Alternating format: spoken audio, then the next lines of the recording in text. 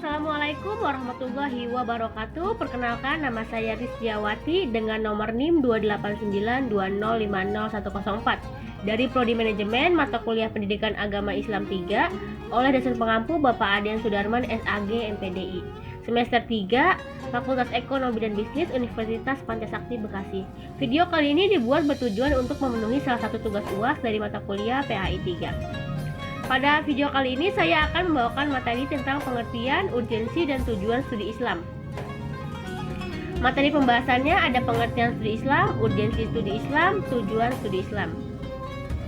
Pengertian studi Islam. Studi Islam secara etimologis merupakan terjemahan dari bahasa Arab, dirasa Islamiyah. Sedangkan studi Islam di Barat dikenal dengan istilah Islamic Studies. Maka studi Islam secara harfiah adalah kajian mengenai hal-hal yang berkaitan dengan Islam. Makna ini sangat umum sehingga perlu ada spesifikasi pengertian terminologis tentang studi Islam dalam kajian yang sistematis dan terpadu. Studi Islam secara sederhana dapat dikatakan sebagai usaha untuk mempelajari hal-hal yang berkaitan dengan agama Islam. Dengan kata lain, studi Islam adalah usaha sadar dan sistematis untuk mengetahui dan memahami serta membahas secara mendalam seluk-beluk atau hal-hal yang berhubungan dengan agama Islam, baik ajaran, sejarah maupun praktik-praktik pelaksanaannya secara nyata dalam kehidupan sehari-hari sepanjang sejarahnya. Pengertian studi Islam secara terminologis. Pendidikan Islam secara terminologis adalah usaha mengarahkan individu baik dalam kehidupan pribadi maupun masyarakat, jasmani maupun rohani, menurut ajaran Islam dengan mengembangkan seluruh aspek kehidupan manusia untuk kehidupan yang lebih baik sesuai dengan fitrahnya. Materi yang selanjutnya yaitu urgensi studi Islam. Dari segi tingkatan kebudayaan, agama merupakan universal kultural. Salah satu prinsip fungsional menyatakan bahwa segala sesuatu yang tidak berfungsi pasti akan dilenyap dengan sendirinya.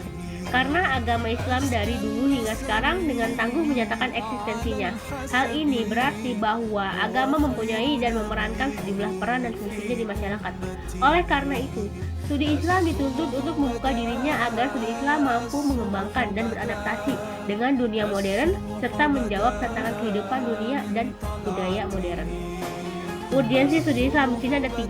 Yang pertama, munculnya perbedaan pandangan antara insider dan outsider yang memerlukan jalan tengah. Yang kedua, umat Islam saat ini berada dalam kondisi problematik.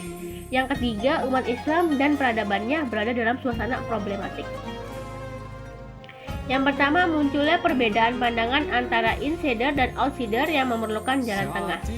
Sebelumnya kita akan menjelaskan dulu tentang apa itu insider dan outsider.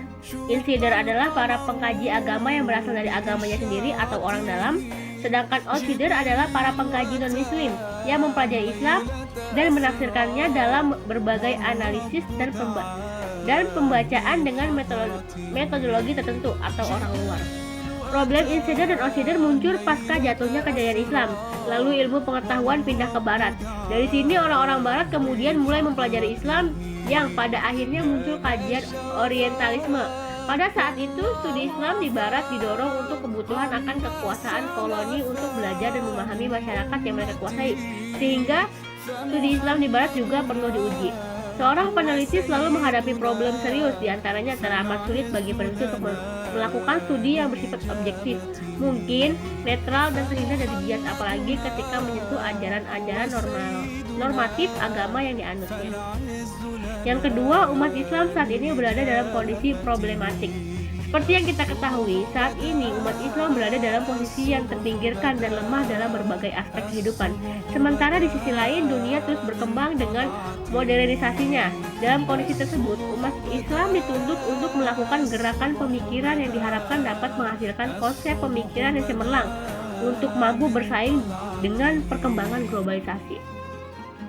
Melalui pendekatan yang bersifat objektif rasional, studi Islam diharapkan mampu memberikan alternatif pemecahan masalah atau jalan keluar dari kondisi yang problematik tersebut.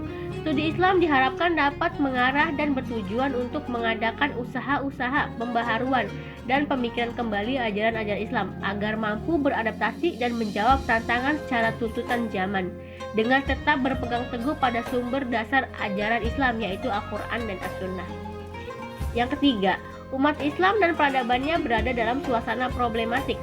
Perkembangan iptek telah membuka era baru dalam perkembangan budaya dan peradaban umat manusia.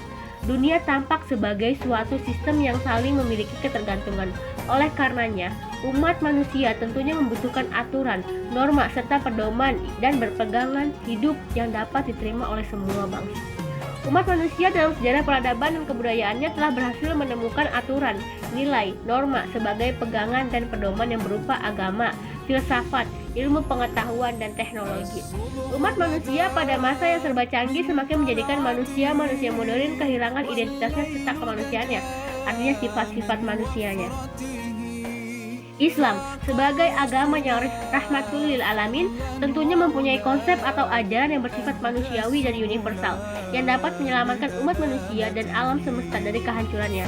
Akan tetapi, umat Islam sendiri saat ini berada dalam situasi yang serba problematik. Kondisi kehidupan sosial budaya dan peradaban umat Islam dalam keadaan lemah dan tidak berdaya berhadapan dengan budaya dan peradaban manusia dan dunia modern. Disinilah urgensinya studi Islam, yaitu untuk menggali ajaran-ajaran Islam yang asli dan murni dan yang bersifat manusiawi. Dari situlah kemudian didikan dan ditransformasikan kepada generasi penerusnya yang bisa menawarkan alternatif pemecahan permasalahan yang dihadapi oleh umat manusia dalam dunia modern. Materi selanjutnya yaitu tujuan studi Islam. Muhaimin dalam bukunya mengemukakan bahwa arah dan tujuan studi Islam dapat dirumuskan sebagai berikut. Yang pertama, untuk mempelajari secara mendalam apa sebenarnya hakikat agama Islam. Yang kedua, untuk mempelajari secara mendalam pokok-pokok isi ajaran agama Islam yang asli dan operasionalisasinya dalam pertumbuhan dan perkembangan budaya dan peradaban Islam sepanjang sejarah. Yang ketiga, untuk mempelajari secara mendalam sumber dasar ajaran agama Islam yang tetap abadi dan dinamis. Yang terakhir, untuk mempelajari secara mendalam prinsip-prinsip dan nilai dasar ajaran agama Islam dan bagaimana membimbing dan mengarahkan serta mengontrol perkembangan budaya dan peradaban manusia pada zaman modern. Dengan mengemukakan tujuan tersebut, tampaklah karakteristik studi Islam yang selama ini dikembangkan di perguruan tinggi tidak bersifat konvensional. Akan tetapi, memadukan ajaran studi Islam di kalangan umat Islam sendiri yang bersifat subjektif dan doktriner dan kalangan luar Islam yang bersifat ilmiah. Oleh karena itu, tampilannya lebih banyak diwarnai dengan analisis kritis terhadap hasil studi dari kedua sisi studi di atas. Selanjutnya, dengan tujuan-tujuan tersebut, studi Islam diharapkan akan bermanfaat bagi peningkatan usaha pembaharuan dan pengembangan kurikulum pendidikan Islam pada umumnya dalam usaha transformasi kehidupan sosial budaya serta agama umat Islam saat ini menuju kehidupan sosial budaya pada generasi yang akan datang, sehingga misi Islam sebagai rahmatul lil alamin dapat terwujud dalam kehidupan nyata di dunia global. Ya teman-teman, itulah materi dari saya Rizkyawati. Mohon maaf apabila ada kesalahan. Izin pamit undur diri. Wassalamualaikum warahmatullahi wabarakatuh.